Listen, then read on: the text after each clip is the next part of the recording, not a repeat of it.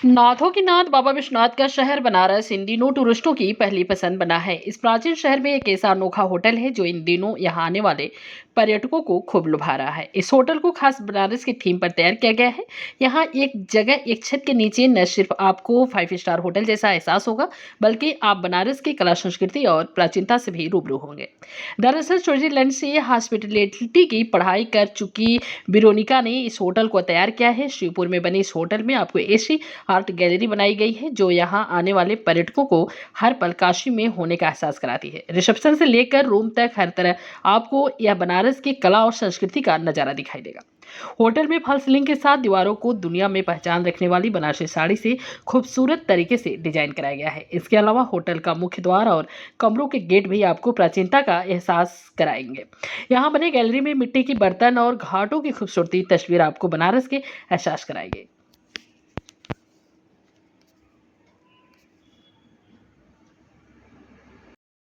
मैं initially vocal for local से काफ़ी इंस्पायर्ड थी।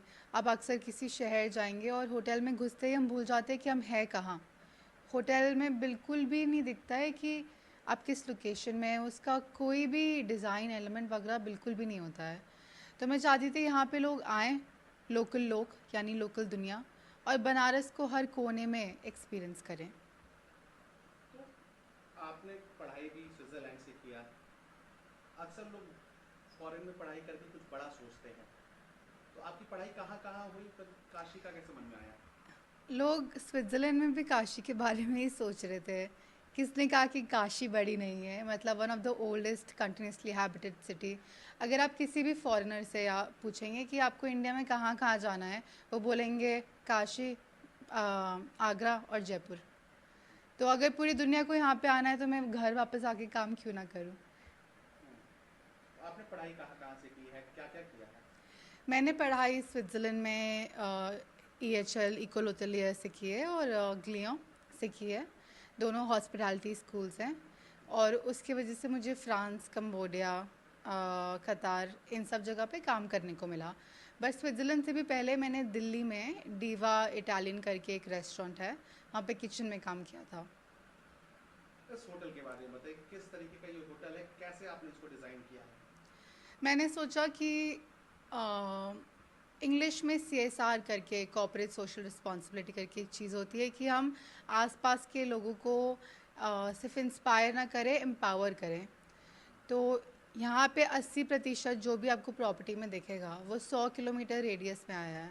अगर हमने चटाई से सीलिंग बनाई है, फॉल सीलिंग, तो चटाई हमने अपने पड़ोसी से ख़रीदी है। या आपको जो मटका दिख रहा है ये हमने बगल वाली दुकान से ख़रीदा है। अगर कोई बास्केट्स लगी हैं वो हमने आसपास के लोगों से ख़रीदा है।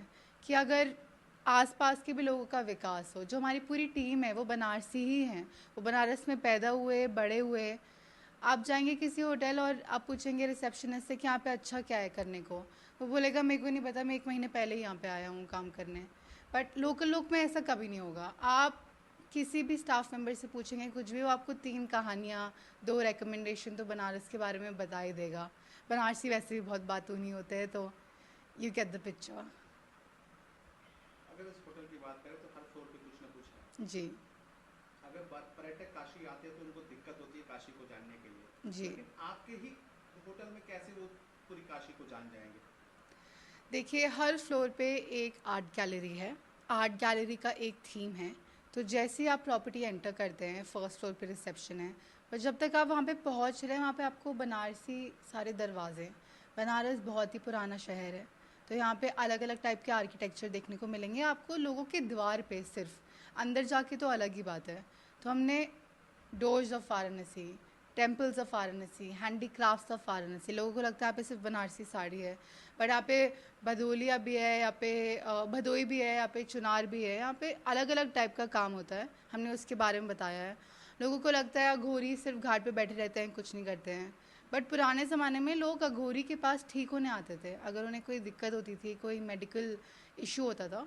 सो Aghoris use to be the medicine keepers of Indians, right. तो हमने ये सब छोटी छोटी चीज़ें जो लोगों को बनारस के बारे में इंटरनेट पे पढ़ने को नहीं मिलती हैं, मैंने खुद बहुत सारे हेरिटेज टूर्स किए और बनारस के बारे में बुक्स पढ़ी, और वो पूरा समरी हमने पूरे फ्लोर पे आर्ट गैलरी के तरीके से सबको बता रखा है। तो 50% आपका काम प्रॉपर्टी पे आके हो जाता है कि बनारस में है क्या क्या, फिर आप डिसाइड कर सकते हैं कि आपको असलियत में क्या जाके देखना है। रिस्पॉन्स कैसा है यहाँ जब आप ये टेस्ट खाते हैं तो? अभी हमें 2 महीने हो गए।